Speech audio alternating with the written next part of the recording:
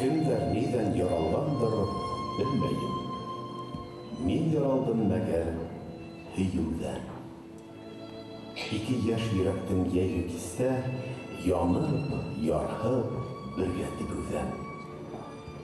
Olar yüreklerin bir itip, kılın eser, yigitin ir itip, en saf duygularga, muhabbetke bağışlangan yer itip, meni yarattılar hüyüde. Şuğa göre her bir küzenegim, var bulganım, hatta bulasağım, müldüremet oğlu hüyüden. Hüyü hislerine hüyünem, hüyü hislerine küyünem. Yaratılganım bin hüyüden. Yıldarım hüyümden öte, hüyü yaşıda, alda küte. Hamman alda dimin, varahı yılım. Alda әлі көпме күрәһен. Yaşayıştın bütün мәғрәһі шул алдағы күн икән тиерһен.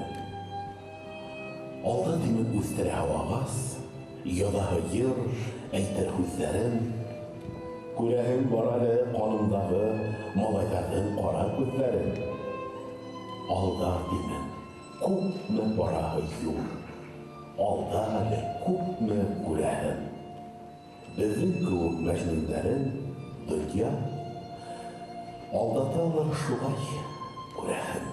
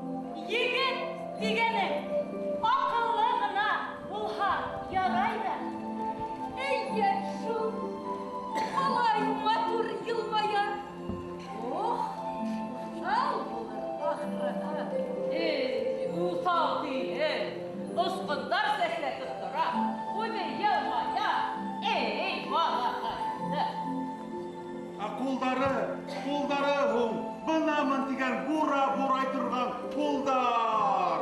Я, ат талалай торган тимерсе кулдары. Йоҙороҡтары ниндәйе? Мөхәммәт Али, боксер! Ниндәй боксер булһын ди, күҙҙәре тулы ул, бармаҡтары ла оҙон ғына. Скрипач, пианист, ҡурайсы! Яңы ғына тыуған балаға әллә нимәләр теләп бөттө. Ә уның бит үҙ юлы, үҙ яҙмышы. Шулай шул, беҙ теләйбеҙ, юрайбыҙ, ә бала итәктән һикереп төшәләр. Тупыр, үҙ юлы менән әйләнеп тә ҡарамайынса, йүгереп китә. Әгәр изге теләктәр теләһә, йондоҙҙар күрер ҙә уның юлын оҙата барыр. Һәр өҫтә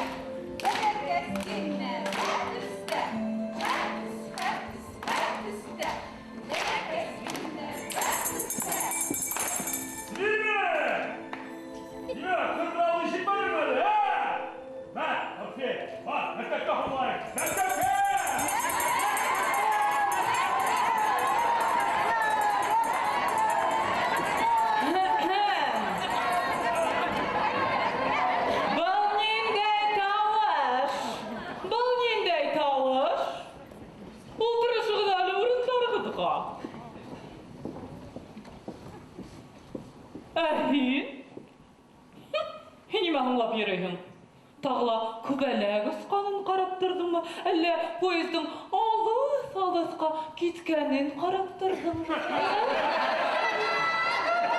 Ярай, ултыр. Мин һеҙгә өйдә иншалар язып килтерергә кушкайным, якты киләсәк. Я бир әле. Якты. Алла, Алла. Якты киләсәк. Хәҙер. О, күп кенә язганһың язуында тигез. Беҙҙең якты киләсәк ул коммунизм. Ә коммунизм тиҙерәк етен өсөн аҡыллы булырға. Әйе. Һәйбәт уҡырға. Әйе, әлбиттә. Һәм уҡытыусыны тыңларға. Ишеттегеҙме? 5. Я. Һин нимә яҙҙың инде? Так. Һин дә 2 бит яҙып ташлағанһың. Тырышаһың. Бысыраҡ яҙғанһың, әлбиттә, шулай да фекерҙәрең. Тос. Мин ысын пионер. Ысын пионерҙар бер ҡасан да алдамай. Бына бит. Туҡта, нимә? Яҡты киләсәк, ул үҙенән-үҙе килмәйәсәк. Иң тәүҙә яҡтылыҡ үҙеңдең күңелеңдә йәшәргә тейеш. Тик уны йәшәтеү ҡыйын, ул бит нур. Нур? Һүнергә генә тора. Тик шулай да мин тырышасаҡмын. Юҡ, был нимә ул? Был нимә, ниндәй нур ти ул? Ниндәй күңел ти ул? Был бит мәктәп. Беҙ коммунизм төҙөргә тейешбеҙ. Ә һин индивидуалист, артист табылғанда. Һиңә комедия уйнап кеше генә көлдөрөргә. Һау булығыҙ. Көтөгөҙ әле, бәлки беҙ уның тураһында ишетербеҙ әле.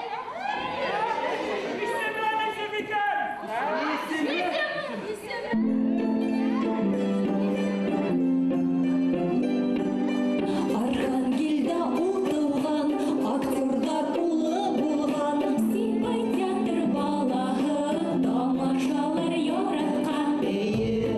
Дөрөҫ әсхәт, күңелле хисле бигерәк, сөнки был малай күкә зирәк. Исеменә, исемдәре вас истас. Каршыға исемем ирһәк, был бала батыр булыр.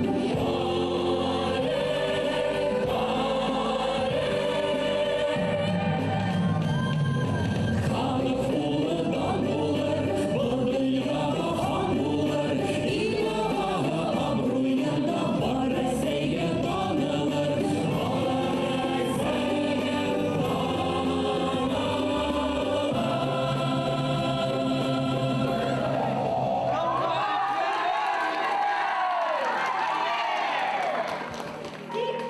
Тик был донъяла һиңә дан йырлағансы, бик күпте үтергә кәрәк булыр.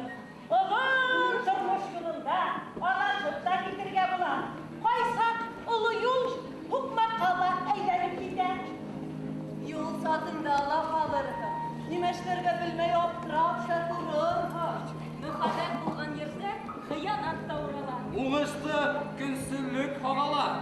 Нескә күңелләрҙе һағыш баҫа.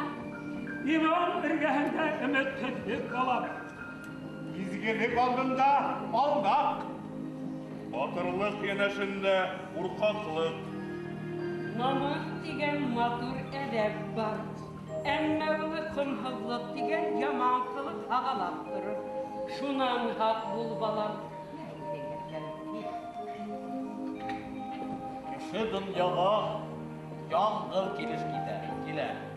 Донъянан киткәндә лә яңғыҙ килеш китә. Бына ошо арауыҡтағы юлды нисек дөрөҫ һайлайһың, быныһы инде һинең үҙеңдән тора. Уңыштар һиңә!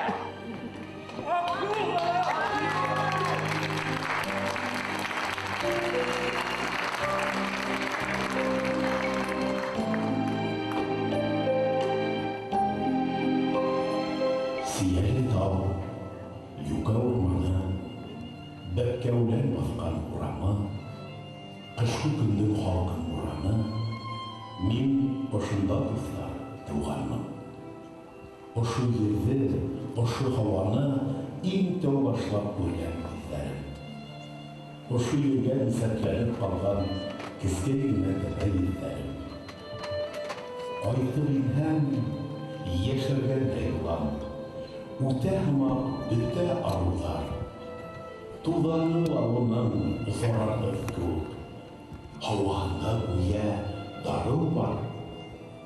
Ул ҡотҡарыр, ул әрсәләп ҡалыр бәлә-ҡазаларға юлыҡһам.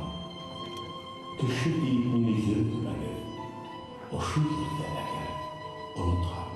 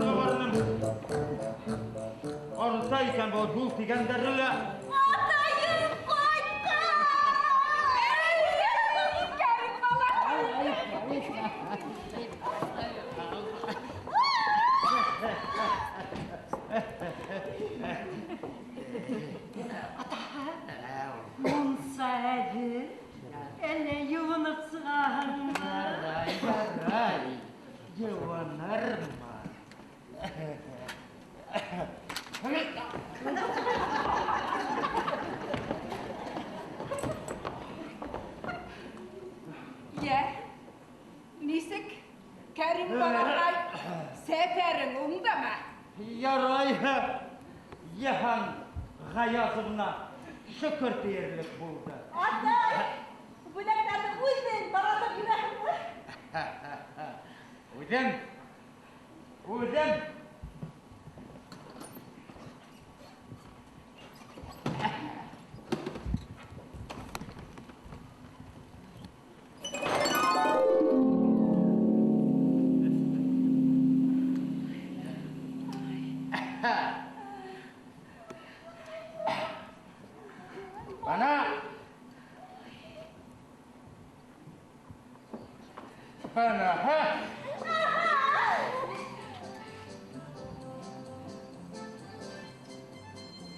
Сәрбей! Кеңе? Бана!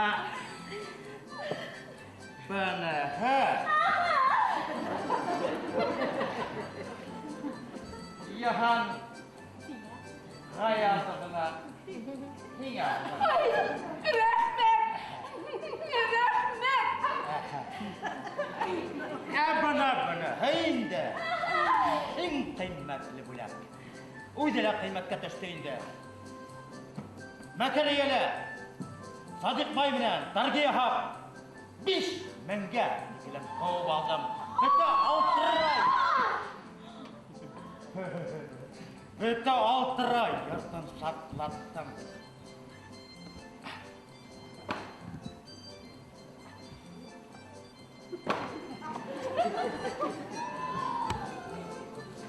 Шәп беті! Ал қадам!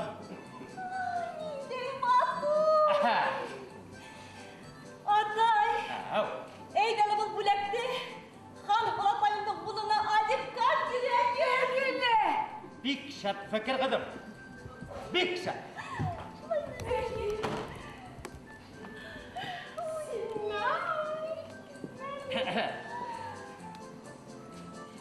Исен хау. Киілге ятын. Өйе, ерненіп басып. Театр сәнғаты деген бейік таудың қояларын артылырға ятын.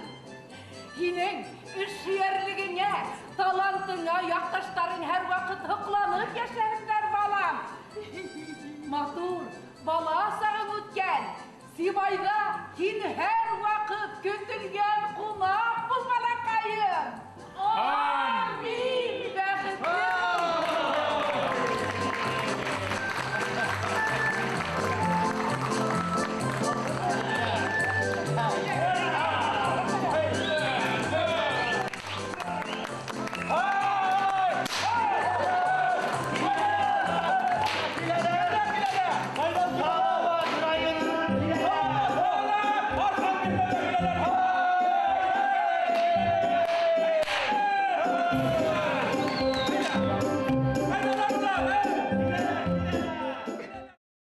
Архангельский район гордится, что именно на нашей земле вы родились, такой талант,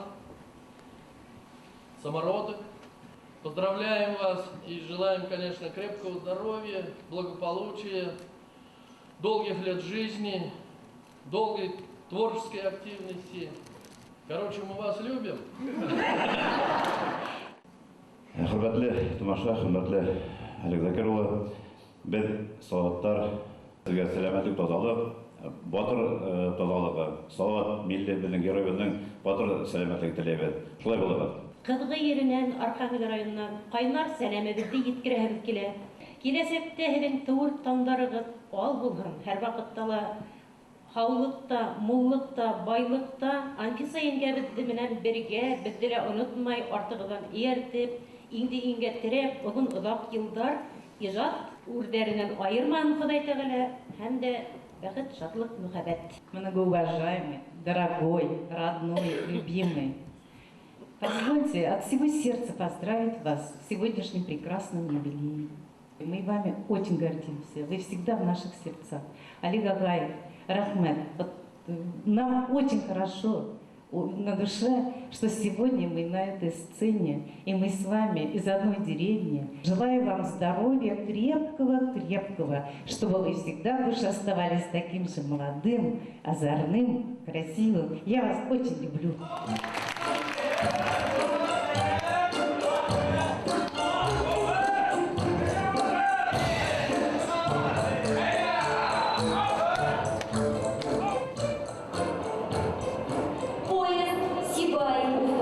Прибывает на первый путь. Пожалуйста, игътибарына Сибай-Өфө пойызы беренче юлга килә.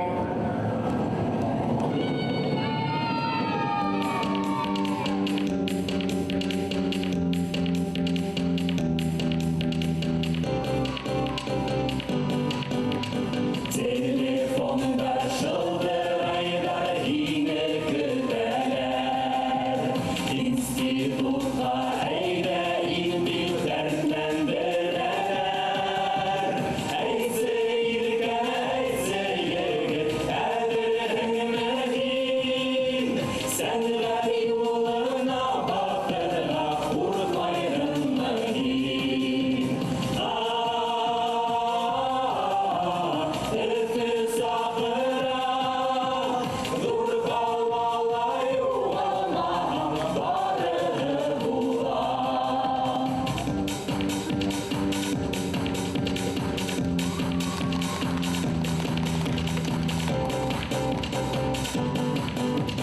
Һаумы, Алек, һаумы, курсташ, артыҡ бошонма. Бында һәр бере белгәйни инде ҡосома. 5 йыл буйы бергә йөрдөк, бер һурпа эстек. Һурпа итле булмаһа ла барына үтек.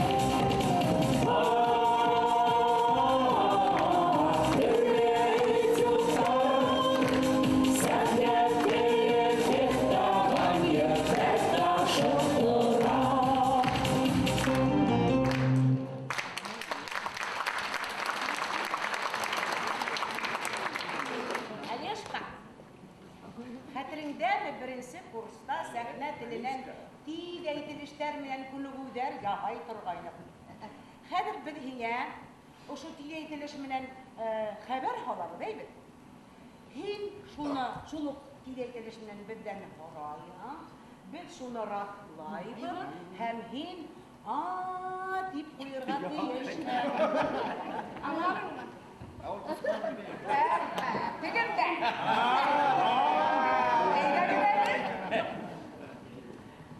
Олежка. Әйдә.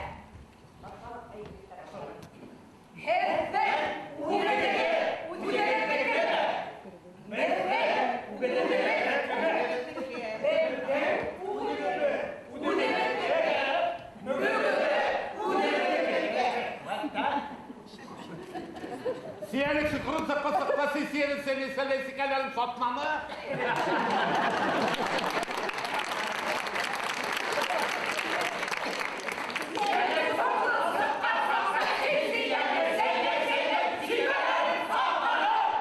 Сиянек шықырын сыққа-сыққасы сиянек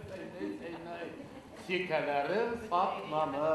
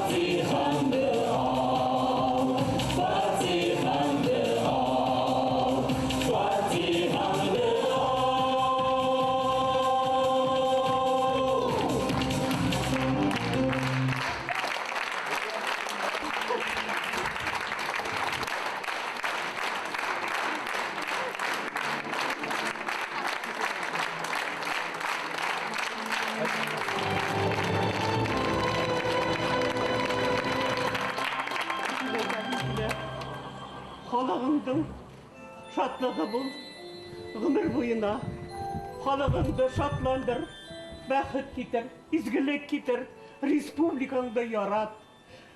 Ұзын ғұмырлы бол, шәхіс бол, балам. Бұна хиңа сәхнә, хақла сәхнәнді. Ғұмыр бойы ұшы сәхнәлі яша. Алек болақайым, бірінші бәбікейім. Күпме күз түккәнмін, бүтәһлә мақтайық бүгін. Бір кімдә білмей, оларды сәхнәгә этәру ниндей ауыр икәнен. Олардың бүгінгі күндә олардың шәхіс болып, зур артист болып, зур республиканың яратқан артисты болып, үскәнсі яшәргә кәрәк икән. Менә ул бәхет қайда икән? Рәхмәт, Олег. Мәң рәхмәт.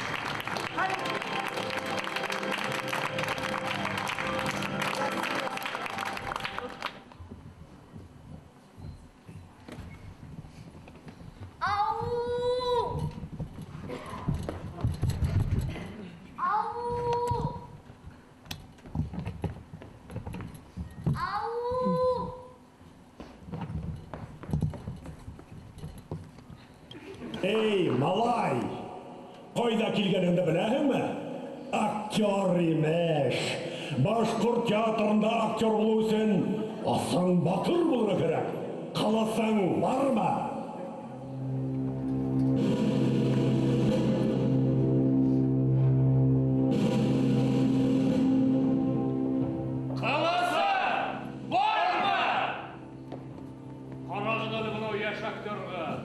Кендіктен күлдәген кейіп алған.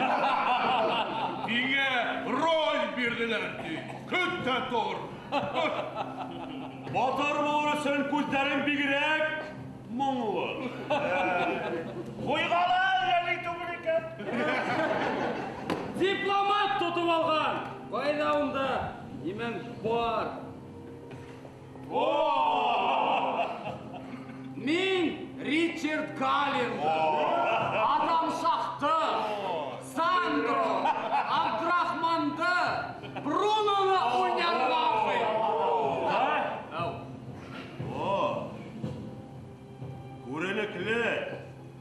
Rejissörlar menen işlerge tiller idi. Hay hay hay hay. Maylar indi. Rejissör Rifkat İsrafilov odunuda balasakta koyup kendek rolün bir her rahatları uydarman teyteti. Bulay tüplüğü takşağın. Хыялдар ылам алай салайлықына ұқсамаған. Еңе дипломат тұтып йөрү килешме? Студент түгелдің. Мына еңе балақай сумадан. Әйдәле. Біз гастрольға сығып китсек, айдан артық йөрөйбүз. Унан да көрі. Спектакльдердің программаларында хақларһың. Янisi, kabul edemez mi bal yigitti?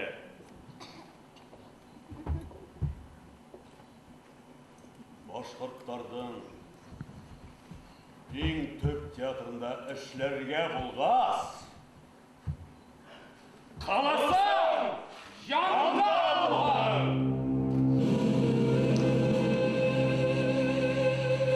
Атар исеме йөрткән Олег, Башқұрт Дәүләт Академия драма театрының изге тупһаһын ашатлап үттең. Рольдарыңды иң югары кимәлгә тиклем күтәреп уйна. Партнерларыңа ихлас бул. Бына егет, һиңә кылыс.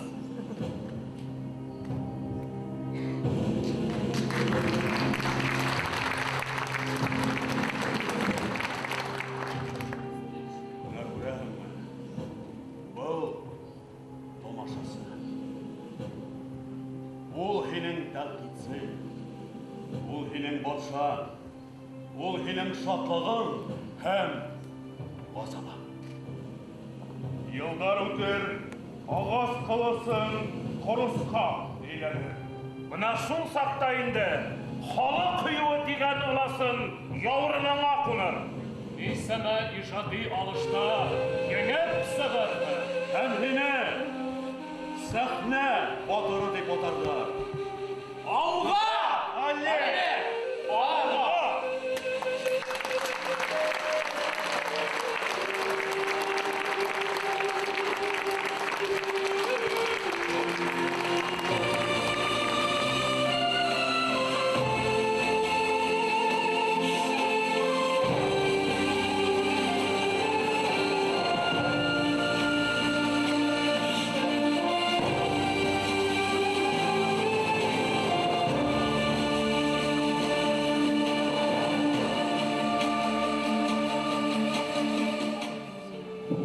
Хорошо, benim olayının ineğinde kendi geldi.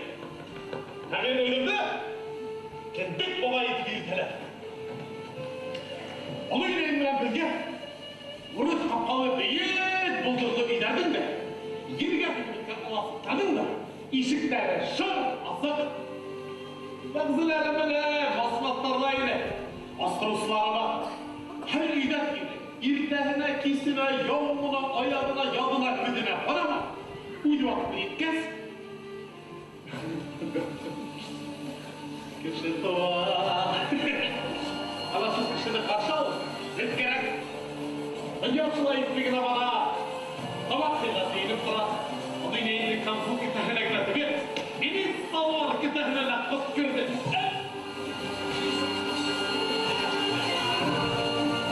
Hubustanımda nendей баштың хубус турасында ойлауым мүмкін. Қандай тұрмыш боласаға.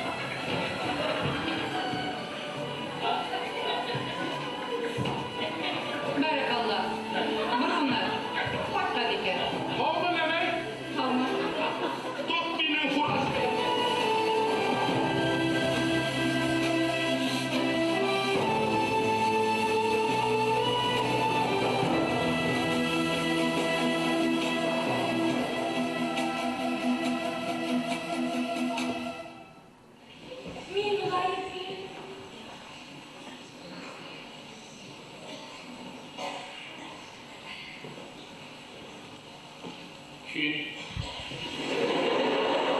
шол несәмә ел яшәп қолыңа китап, газета тотып қойғаның бар ма? Қожалық кішілермен қызыққанғаның бар ма? Менің достарым социалистлардан күлінге болған кенотта бүті көсіңді алағын. Кеңе шол жылтыр керсін ки, фікірдастарыңнан тіл салдасың керек. Мені яратмай алдым, міне адым. Яратып алдым. Қадыр яратпайым. Яратпайым.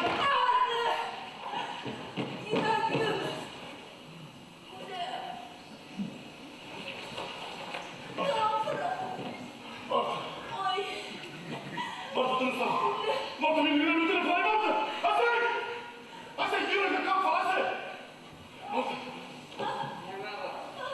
Қап қал, Асай, үйрен! Таныш фокус.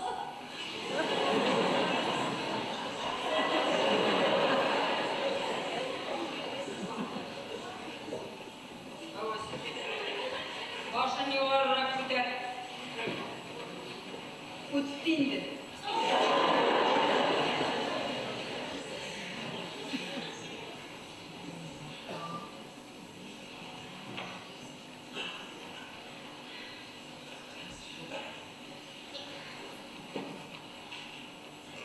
Мен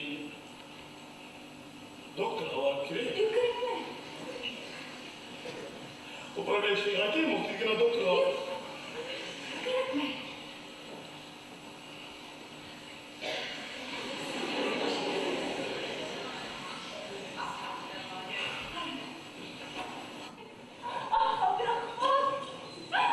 Я Аллах!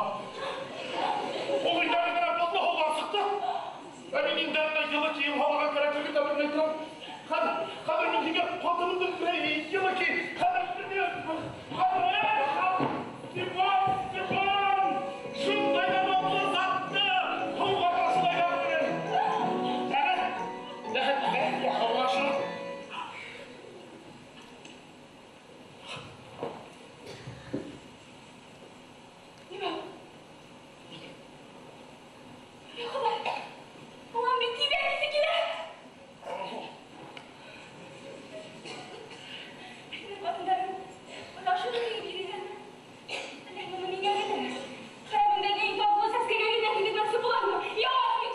Бұл вид елі, хаттықай, елі нұрғын, кей!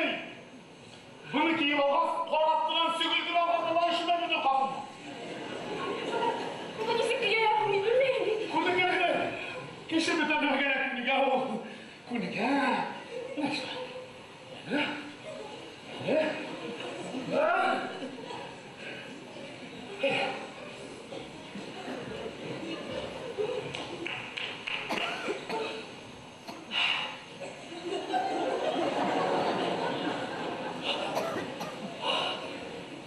Аяқтарым.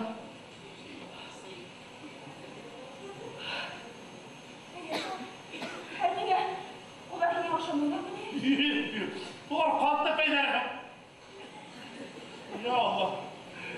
Оның бітті пейдәрінен шығын. Қады? Қады?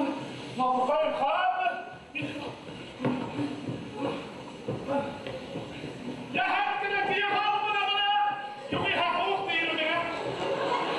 Тоқтар, бұна қайда келерсің? Қайда қайда?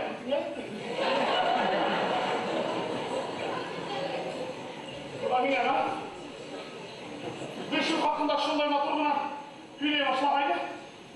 Тұрмасалардан дауыстан языл емес.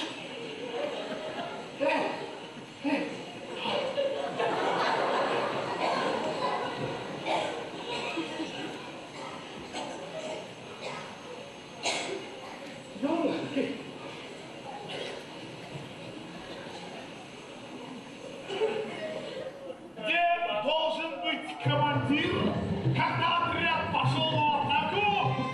Правильно! Впереди!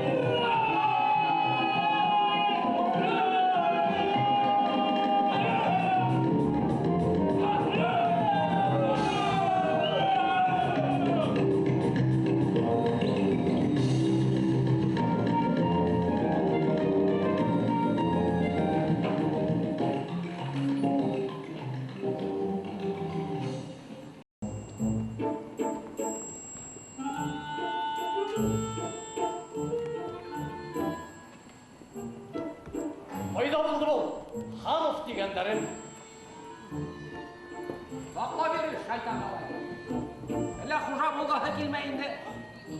Актер ішінен директор сығырды егерме.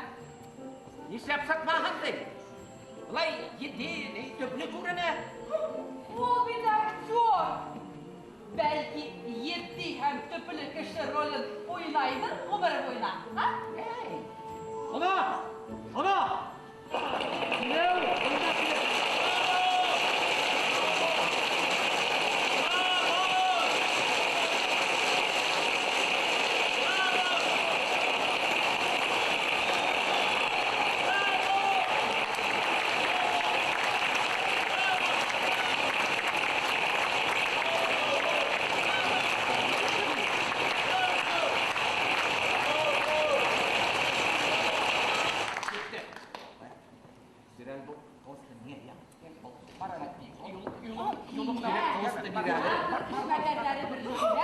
Яғни ыстыдынан қонақтар келген. Ете сөйләшеу боласақ, құтлау көздәрелі болыр. Келелі, галстукке бұлай келесілер.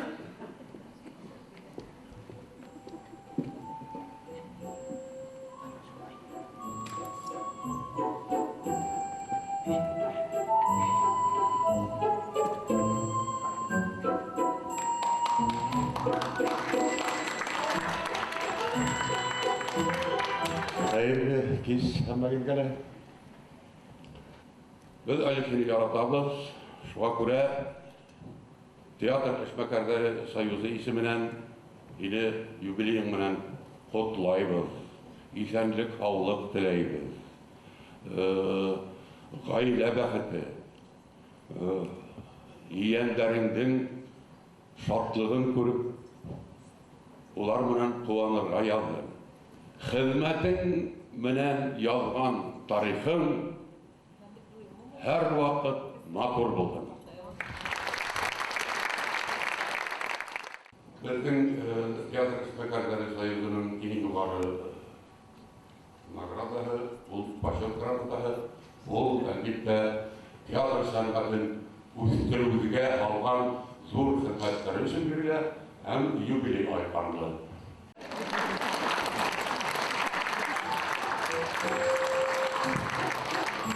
Конверт менән ныгытыла. Галстук, портфель. Роль тулуыз мынан калдырам инде. Артисттан чиновник болой деген түгел.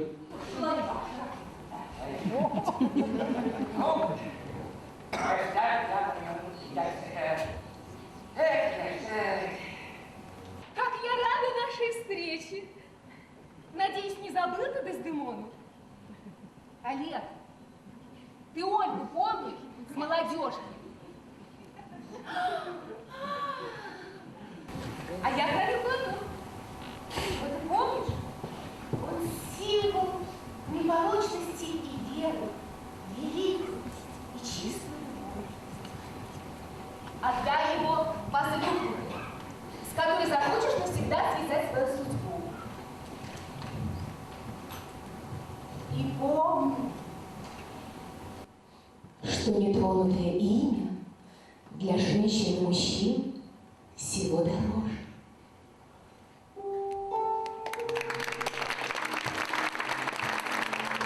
Я был старик, что не один десяток лет я прожил, что грезить о любви уже не мой удел, и подавать пример такой не нужно.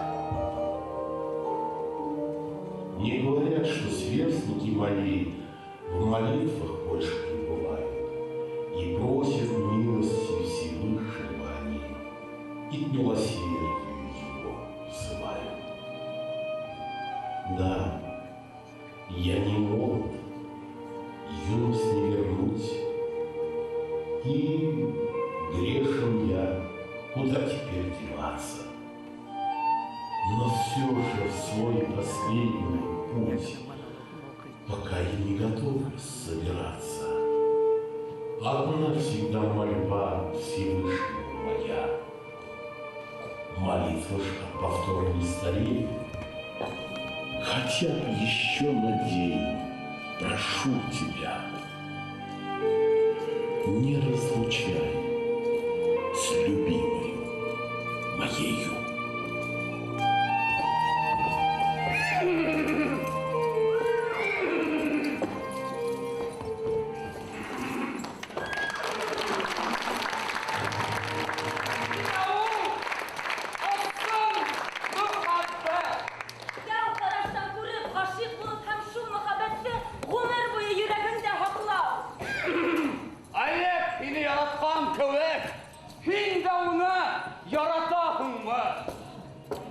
Yaratan.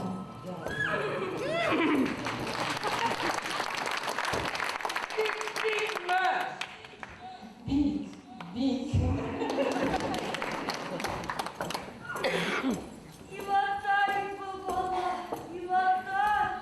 Ay doğru yürek, doğru yürek.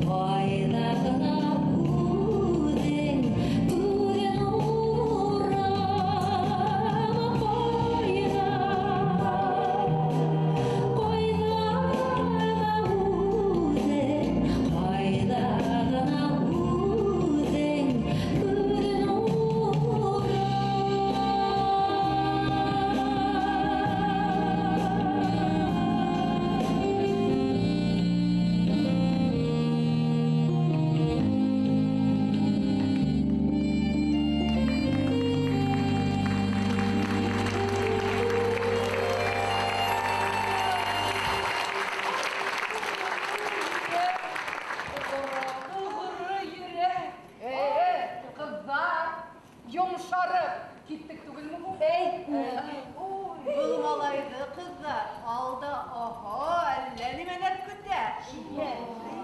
Хәзер без һине Хәзер бер һине укытырга ебәрәбез.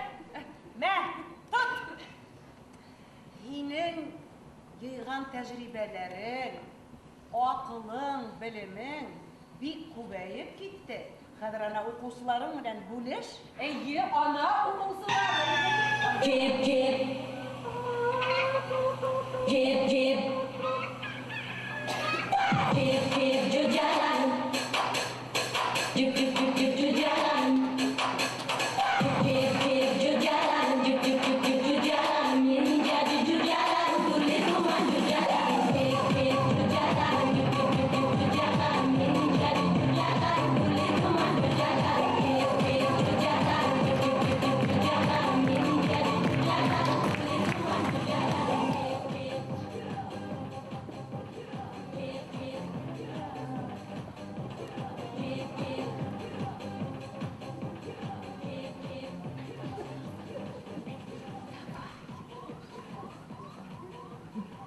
Студенты, раз в театр пришли, Хану вы спросили, как сыграть нам хорошо, чтоб не вышло плохо. А я артисткой быть хочу. Пусть меня научат, а? И сказал нам всем актер, мудрый и известный. Я и сам не знаю, как надо, если честно.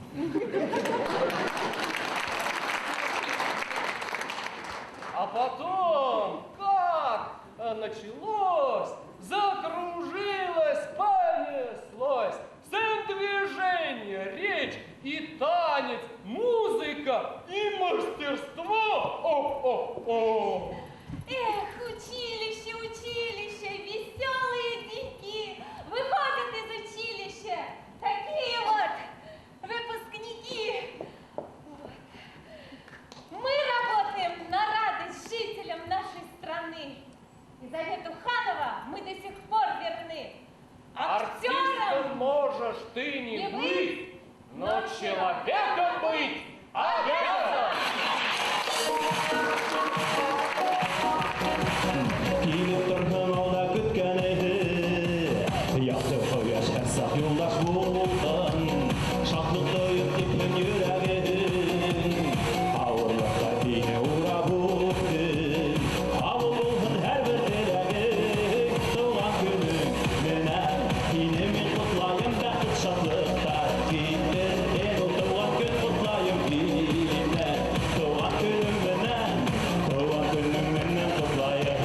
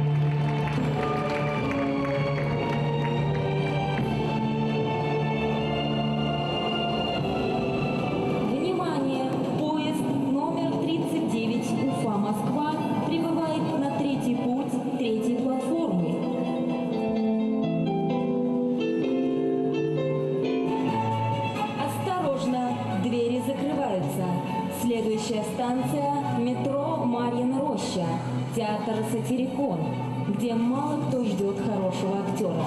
Таких в Москве много, но попытать счастья можно. Ханов на выход. Олег, пользуясь случаем, я хочу передать тебе привет, поздравления от меня, от Володи Стеклова, от Агриппины, которая, к сожалению, не смогла тебе ничего сказать, потому что она у нас ее вот от всех них. Я передаю тебе привет и поздравления. Уважаемый, дорогой Олег Закирович, я от всего сердца поздравляю вас с вашим юбилеем. Желаю вам здоровья, обязательно крепкого, потому что, зная, какая нагрузка сейчас лежит на вас, как на человеке, как на артисте, как на художественном руководителе, хорошо, когда ты о чем-то с грустью вспоминаешь, о человеке, о каких-то моментах, связанных с ним, и ты счастлив за то, что это было. И я благодарен вам за это, и желаю вам всего самого-самого доброго. Будьте здоровы, будьте счастливы, будьте удачливы в профессии, чтобы вас любил ваш зритель, чтобы у вас был замечательный, интересный, прекрасные роли, спектакли, которые вы ставите как режиссер, чтобы они всегда были успешные, чтобы вы также самозабвенно и верно служили театру, как это было тогда.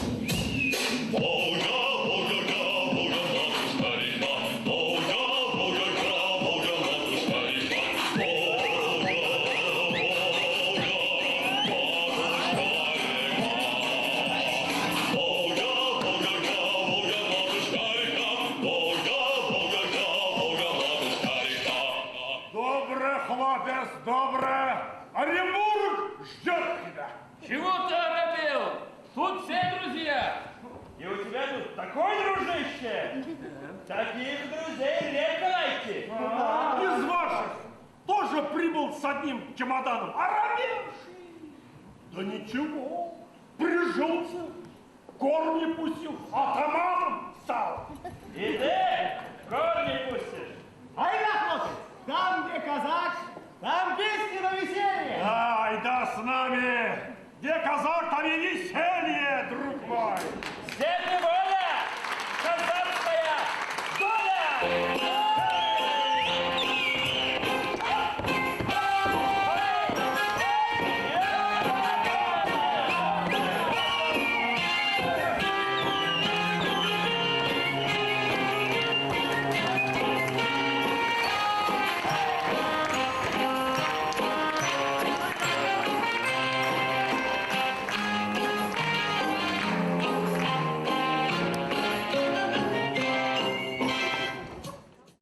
Что, Константин Сергеевич, попробуем, что ли, поймать на юбилей Олега Закировича Ханова, художественного руководителя Башкирского академического драматического театра имени Маджида Гафури, заслуженного артиста Российской Федерации, заслуженного артиста Башкирской Федерации, народного артиста Башкирской Федерации. Не то чтобы я вас понял. Я говорю, кончайте славянский базар, Владимир Иванович. Давайте располагаться уже. Ну.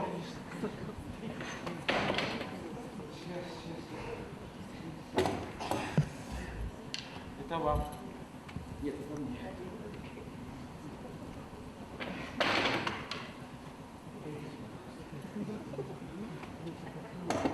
А что вы пишете там, а? Пишу книгу. Ага. Его жизнь в искусстве. Его? Ну, для него нужно тогда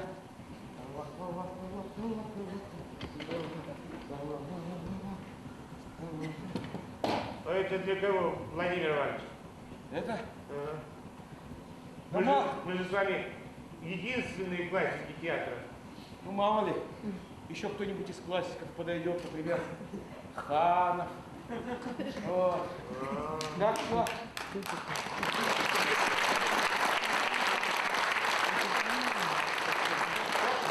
Все может быть, Константин Закирович.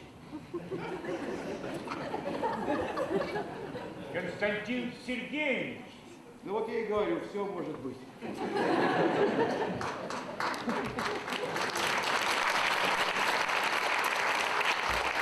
Константин Сергеевич, по-моему, нужно прикормить рыбку для классика театра Ханова. А то придет человек, нас с вами опровергнет. Ага. Ловись, рыбка большая, не маленькая, для Олега Закировича, не совсем еще старенького. Вы неправильно прикармливаете, Владимир Иванович. Надо прикармливать так. Ловись, рыбка большая, Олег Закирович свою значимость почувствуй, будешь ты героем книги «Моя жизнь в Иисусе». Так это вы для него пишете вашу великую книгу? Надо для кого еще. Давай. Закидывайте удочку. Да, хорошо. Олег Ханов является выдающимся исполнителем роли Арбенина в спектакле «Маскарад» Михаила Лермонтова. В этой роли актер Ханов в порыве страсти может отравить, задушить, утопить кого угодно, оставаясь при этом глубоко интеллигентным человеком.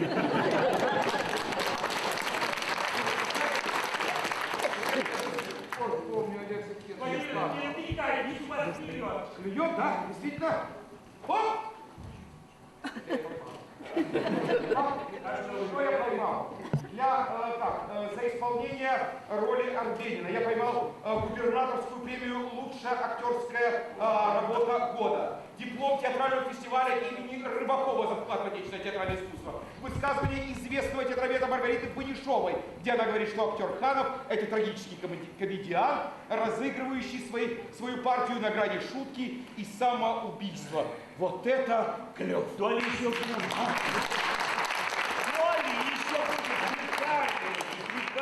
Прикармливаю, да? Ага, сейчас, одну секундочку. Пошел прикармливать. Ловись, рыбка большая. Ловись, рыбка большая. Как там у меня прикормка-то? Ага. Ловись, рыбка большая для Олега Закировича, молодца. Будет он в башдраме театра ломца дриться.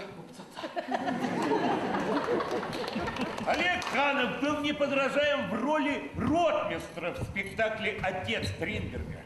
В этой роли актер Ханов в порыве страсти может отравить, задушить, утопить кого угодно, оставаясь при этом глубоко интеллигентным человеком.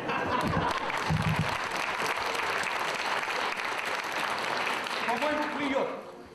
По-моему, клюет. Вытаскивайте, вытаскивайте. Оп! Это я опять поймал. Итак, есть премия «Оренбургская лира». Вот. А еще есть номинация на государственную премию в области театрального искусства. Может выбросить? У него уже есть государственная премия. Не надо оставьте на всякий случай. Пригодится, Владимир. Ага. Вы давайте прикармливать, не отвлекайтесь, Владимир. Сейчас, одну секундочку. Ага.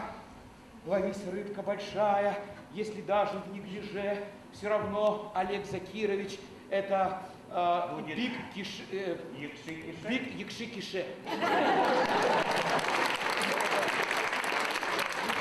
Фредерик Элеметра в спектакле «Фредерик или бульвар преступлений».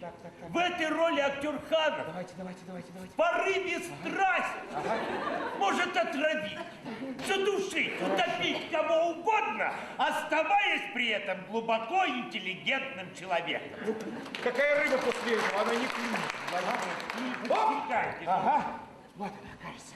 Ты опять поймал, если кто не понял. Ну что на это? Так, на этот раз я поймал премию Оренбургской администрации «Лучшая актерская работа года». Спонсорская премия нефтяной компании «Лучшая мужская роль». Слушайте, от такой нагрузки моя удочка просто не выдержит. Вы возьмите что-нибудь помощнее, Владимир Иванович, потому что Олег Ханов, да! Играл лучшие роли мирового репертуара. Мулино в дамском портном, Брунов в великодушном рогоносце, мудреца до третьих петухов, Наполеона в Корсиканке, Сарафанова в свидании предместий. И в этих ролях актер Ханов в порыве страсти мог отравить, задушить, утопить кого угодно, оставаясь при этом вполне интеллигентным человеком. Я могу закинуть?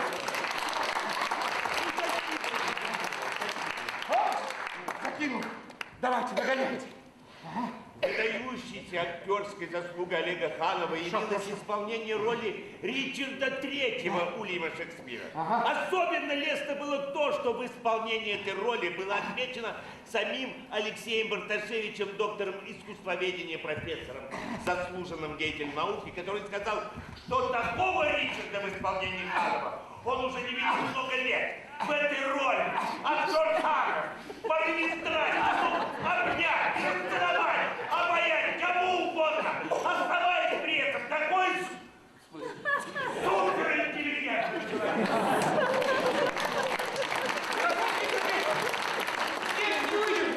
Оно уже так, я уже просто мне сейчас самого затянет от любви к Олегу Закировичу Ханову.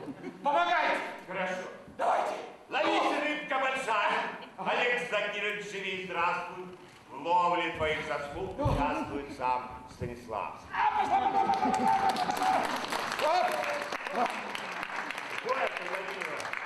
Вот это улов. Константин Сергеевич, за роль Ричарда III я поймал для Олега Закировича премию имени вас. Имени меня? Да. Ну что ж, это хорошо. Но я думаю, что больше клёва уже не будет. Больше Господи, клёва уже я не прошу будет. вас, помогите мне, Владимир Иванович. Ага, пожалуйста. Ну что же, книгу мы написали. Да, книгу мы написали. Да. Ага. Да, нет. Ой, как тебя зовут? Олежка? Олежка, пельмешка. Ага. На-ка! Подержи, почитай пока. Держи. Балакая. Константин Сергеевич, Да. не торопитесь. Что такое? Кажется, опять клюет. Ну что там может еще клевать после моей премии? Я смотрю, плавает. Ну что там может плавать? Плавает звание народного артиста Российской Федерации. Кому? Кому? Ага. Верю. Подождите, вы, по-моему, никогда не верили. Никогда никому не верю. Ханову верю. Ага. Вытаскивайте. А? Сорвалось звание. Сорвалось. Ничего не расстраивайтесь, Владимир Иванович. Не расстраивайтесь, не плачьте. Такому человеку, как Ханов, не то что в народном, ему сразу в классику. Классики. Драматического театра. Между нами ему место обеспечено. Скажу я вам, между нами классиками. Может, он займет это место, а? Олег Закирович. Олег Закирович, пожалуйста. Между классиками. Да, между классиками, пожалуйста. Как классик? Хорошо сидит. Хорошо сидит. Ловит? Устроился, Пока да? нет. Пока нет. Ну, правильно, на палку кто ловит? Слушайте, Константин, по-моему, реквизиторы очень плохо работают. Надо ему заменить реквизит. Секундочку. Олег Закирович, вы пока сидите. Вы пока посидите, да?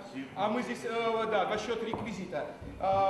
Ревкат Вакилович, Павел Леонидович, будьте добры, помогите товарищу. Да? Сейчас.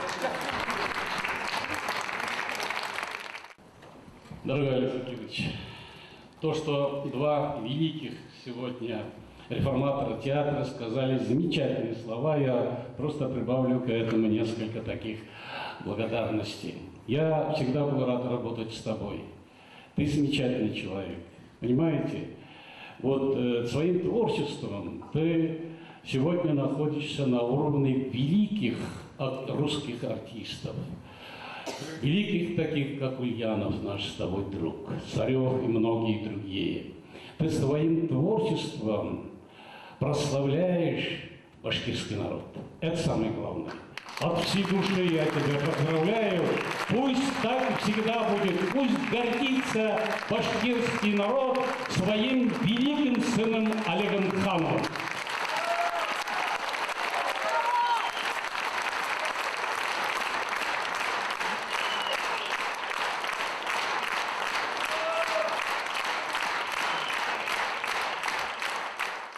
Дорогой Олег Закирович, вы никогда уже никуда не денетесь от города Оренбурга и от Оренбургского драматического театра имени Максима Горького. Потому что в этом театре он оставил более 10 лет. Он оставил кусочек своей души. Он оставил такое огненное свое творчество, которое до сих пор волнует зрителей, и они вспоминают о нем, как о самом прекрасном артисте, который когда-либо работал на подмостках нашего театра. Чтобы ты вспоминал театр, я тебе дарю вот такую вечернюю театр наш. Мы написали теплые слова Олег Закирович от всего коллектива. Я думаю, что в хорошие зимние дни, когда будет времечко, Станиславский уға үзе патиха берді. Қайғылай тек тұрмат болып сықтары ол ханым. Актер болып былай өрмейін. Рахаттайынды. Режиссер неме қошасыны өшілі тіктор. Режиссер болырсың. Сетен, рус, башқұрт әдебиеттен білерге керек. Қаңғы сәнғат бойынса альбомдарды ақтарға кейеш. Музыканың үйренуге тиеш. Башқұрт халық ижадында үйренуге керек. Башқұрт халық ижады.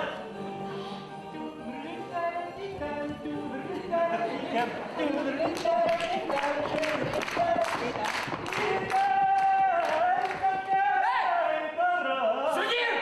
Бұл бет сенің юбилейің түгел. Мемуардар! Бүйіктердің ижад тұрмышын яттан білерге тиісін. Бүйік директор. Шекспир. Островский. Гуляк. Кайтбаев. Экспериментар. Архаус. Неме бұл олар хаосы? Мә ұлтта емі? Замана менен бірге елеш барыр кәрі. Білем.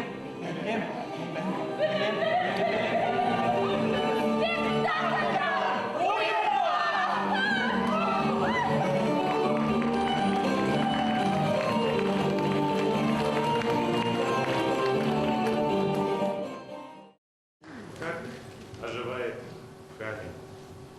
Он сначала не хочет верить в правоту резца, но постепенно из сплошного чада плывет лицо, верней, подобие лица. Оно ничье, оно еще безгласно, оно еще почти не наяву, оно еще безропотно, согласно принадлежать любому существу, ребенку, женщине, герою, старцу. Так оживает камень. Он пути. Лишь одного не хочет он остаться таким, как был, и дальше идти. Но вот уже с мгновением великим решимость человека сплетена. Но вот уже грудным просящим криком вся мастерская до краев полна. Смотри, скорей, художник, что ж ты медлишь? Ты не имеешь права не спешить. Ты дашь мне жизнь, ты должен, ты сумеешь. Я жить хочу, я начинаю жить.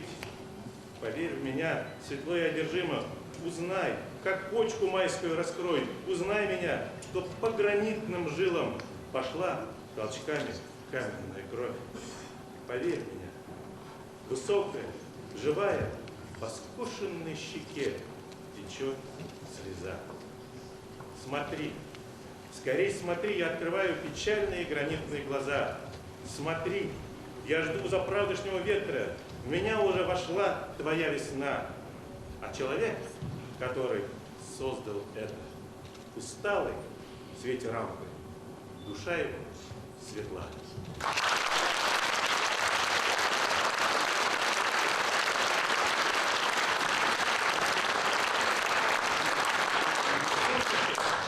Савку мы лепешет, улер лепешет, рахмат лепешет.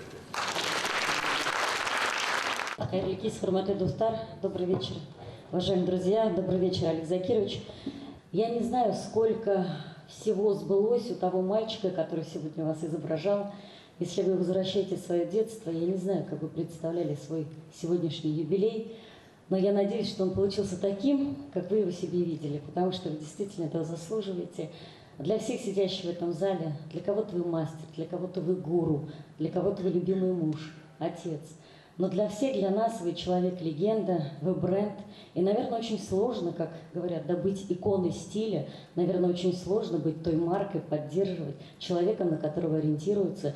Потому что вы теперь действительно тот человек, который олицетворяет современное, национальное наше башкирское искусство. И огромная благодарность, как от зрителя, с удовольствием приходим на ваши постановки, видим, как театр оживает, как он отвечает современным требованиям. Спасибо за Антигону, несмотря на тот огромное обсуждение в средствах массовой информации. Спасибо, как от зрителя. И позвольте сегодня выполнить приятную миссию от имени по поручению председателя Государственного собрания Курултая Республики Башкортостан, от имени всех моих коллег от депутатского корпуса, я вижу в зале есть мои коллеги, поздравить вас с этим праздником и вручить нашу награду, почетную грамоту Государственного собрания Курултая Республики Башкортостан за вашу активную жизнь и общественную деятельность. С большой любовью, уважением. Байрамына.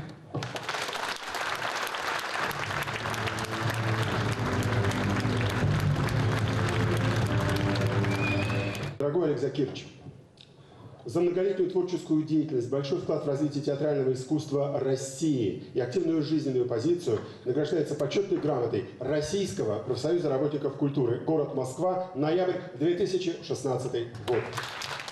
Ханов-то Ханов dedi. Akemul Hanov. Vasizlar Hanov.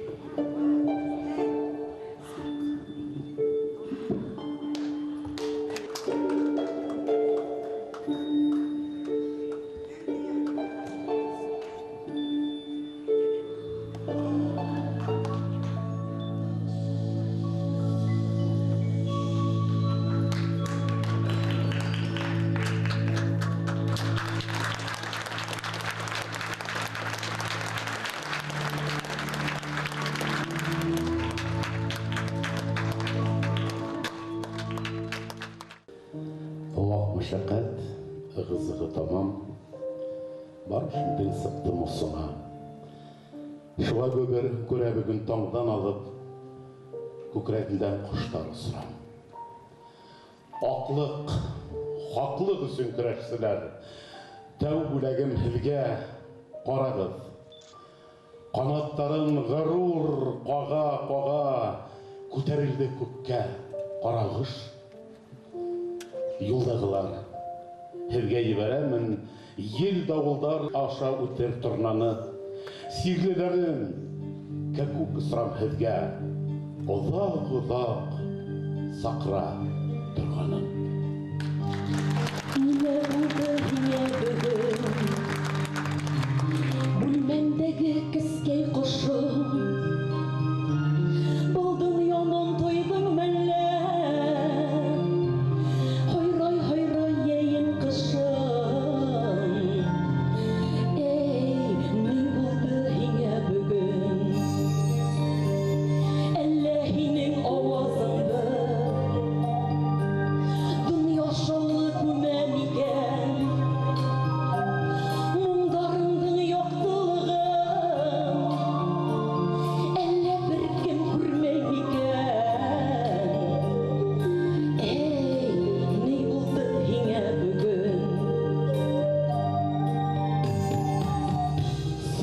Ярһу бер һандуғас, ғашиҡтарым һеҙҙең өлөшкә.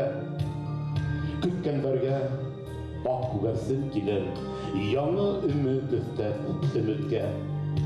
Хыялыйҙар, сая һәм йыуаштар, һәммәгеҙгә тиер ҡушым бар. Ғәмәлдәргә генә һис нәмә юҡ. Әйҙә улар, ҡушһыҙ торһондар. Ығызығы, ваҡ мәшәҡәт тамам. Бар эшемдең сыҡтым осона. Шуға күрә һәр көн таңдан алып, күкрәгемдән ҡоштар осрам.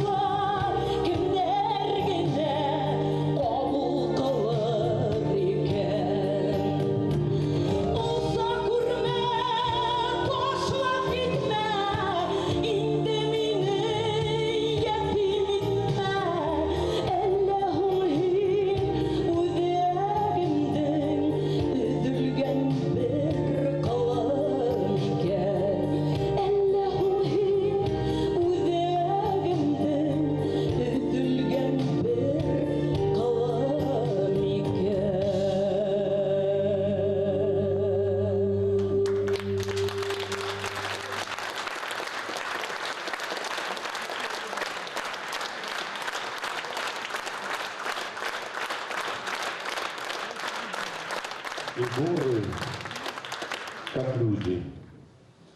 Чем выше, тем круче и резче судьба, тем больше опасностью дышит идущая наверх тропа. На гребне спускаются тучи, и долго не видно вершин, а льдом покрывается круче, и лед этот не сокрушим.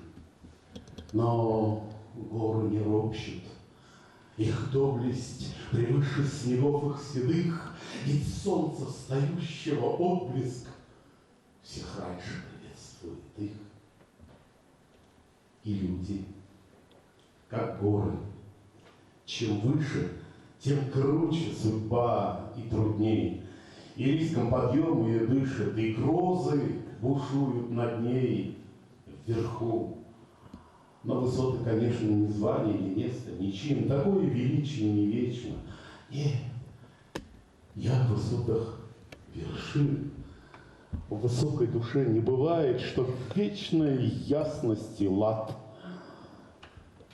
Бывает тоска прибывает. Бывает сомнения гудят, и времени бури и хвори по ней ударяют сильней. Но зори, все-таки зори всех раньше восходят над ней. На кочку и грозы не рухнут, и тучи не сядут вовек. Не вздумай же сетовать, друг мой, высокий, большой человек. Юлың яқты, йөрәгең тоғыры, рухың ныклы була. Күңел сафлығында юғалтмадың. Бөтә хынауларны үтә алдың. Туктагыз әле, һынаулар бетте тиегезме?